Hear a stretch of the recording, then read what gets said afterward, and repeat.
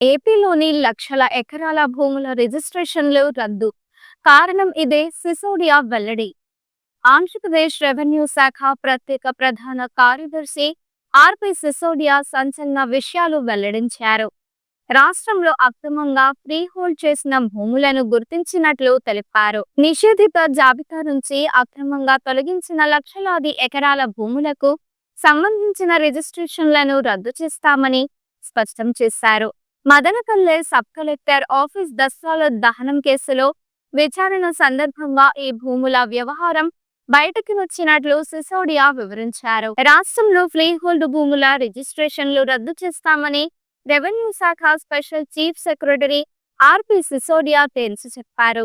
ఆంధ్రప్రదేశ్లో దాదాపు 13 లక్షల ఎకరాల్లో 4 లక్షల ఎకరాలను అక్రమంగా ఫ్రీహోల్డ్ చేసినట్లు గుర్తించినట్లు ఆర్‌పి సిసోడియా స్పష్టం చేశారు. అన్నమయ్య జిల్లా మదనపల్లె సబ్ కలెక్టర్ కార్యాలయాన్ని ప్రారంభించిన రెవెన్యూ శాఖ ప్రత్యేక ప్రధాన కార్యదర్శి ఆర్‌పి సిసోడియా వెంట జిల్లా కలెక్టర్ శ్రీధర్, జాయింట్ కలెక్టర్ ఆదర్శ రాజేంద్రన్, సబ్ కలెక్టర్ మేఘా స్వరూప్ ఉన్నారు. ఈ సందర్భంగా రాష్ట్రంలో అక్రమంగా చేసిన భూముల రిజిస్ట్రేషన్లను రద్దు చేస్తామని వెల్లడించారు. ఏపీలో దాదాపు 13 లక్షల ఎకరాలకు గాను 4 లక్షల ఎకరాల భూములను అక్రమంగా ఫ్రీహోల్డ్ చేసినట్లు రెవెన్యూ శాఖ గుర్తించినట్లు చెప్పారు. ఈ లక్షల ఎకరాల భూముల్లో 25,000 ఎకరాల వరకు రిజిస్ట్రేషన్ చేసినట్లు వెల్లడించారు. ఈ భూముల్లో 8,000 ఎకరాల వరకు అక్రమంగా రిజిస్ట్రేషన్లు జరిగినట్లు తేలినట్లు స్పష్టం చేశారు. ఇక నిషేధిత జాబితా నుంచి అక్రమంగా తొలగించిన 4 లక్షల ఎకరాల భూములతో పాటు ఈ 8,000 ఎకరాల భూముల రిజిస్ట్రేషన్లను రద్దు చేసేందుకు తక్షణ చర్యలు తీసుకున్నట్లు ఆర్‌పి సిసోడియా తేల్చి చెప్పారు. గతేడాది అన్నమయ్య జిల్లా మదనపల్లె సబ్ కలెక్టర్ కార్యాలయంలో దస్తాలు కాలిపోవడంతో మొత్తం ఆఫీస్ దెబ్బతింది.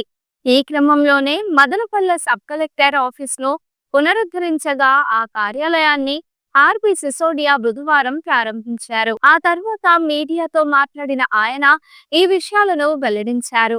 ఇక ఆఫీస్ దహనమైన 2,400 దస్తాలను తిరిగి రికవరీ చేసినట్లు వెల్లడించారు. కలెక్టర్, తహసీల్దార్ల కార్యాలయాల్లో ఉన్న రికార్డుల లింక్ దొరకడంతో ఈ దస్తాలను రికవరీ చేయడం సాధ్యమైనట్లు తెలిపారు.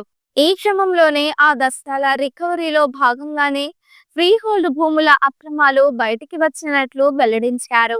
మరోవైపు ఈ మదనపల్లె సబ్ కలెక్టర్ ఆఫీస్ దస్తాల దహనం కేసులో ప్రస్తుతం దర్యాప్తు కొనసాగుతోందని తెలిపారు. ఈ కేసులో ఇప్పటికే కొందరిని అరెస్ట్ చేసి విచారణ జరుపుతున్నామని, వేరే బయటి వ్యక్తులతో సంబంధాలు ఉండడంతో దర్యాప్తు పూర్తయ్యేందుకు కొంత సమయం పడుతోందని వివరించారు. తహసీల్దార్లు, డిప్యూటీ తహసీల్దార్ల పోస్టులు ఖాళీగా ఉన్న విషయం వాస్తవమేనని అంగీకరించిన ఆర్‌పి సిసోడియా ఉద్యోగ ప్రమోషన్ల విషయంలో తలెత్తిన న్యాయపరమైన వివాదాలతో ఈ పరిస్థితి తలెత్తుందని వివరించారు. కొత్త రిక్రూట్మెంట్లు కూడా త్వరలోనే చేపడతామని స్పష్టం చేశారు. ఈ వీడియో మీకు నచ్చినట్లయితే లైక్ చేయండి. మరికొన్ని లేటెస్ట్ అప్డేట్స్ కోసం వెంటనే మన ఛానల్ను సబ్స్క్రైబ్ చేయండి.